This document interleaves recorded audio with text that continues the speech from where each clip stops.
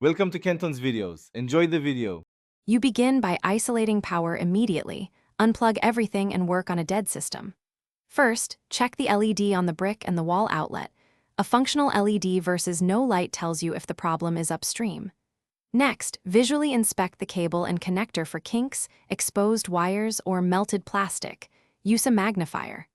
Once done, collect a Torx T3, isopropyl 90%, a soft brush, and a replacement pogo tip, so you can continue with repairs confidently. You now open the connector head carefully, remove the magnet and small plastic ring, then unscrew with the Torx T3 while keeping screws organized. Clean the internal contacts with isopropyl 90% and a soft brush because corrosion or debris commonly blocks charging.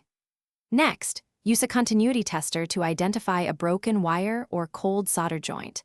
If the pogo pin is worn, swap in a new one, or reflow the joint with a fine-tip iron. After repair, reassemble in reverse and prepare for final testing. You finish by reconnecting the charger and observing the LED and surface battery icon to confirm charging. A brief boot while plugged in verifies power path. If there's no charge, measure the brick's DC output with a multimeter. It should match the printed rating within about 5%, otherwise the brick is faulty and must be replaced. If the brick is good, focus on the surface DC jack or battery connector. Troubleshooting tip: if intermittent, wiggle the connector gently to isolate a loose pin versus a failed brick. Thanks for watching. Consider subscribing if we helped you.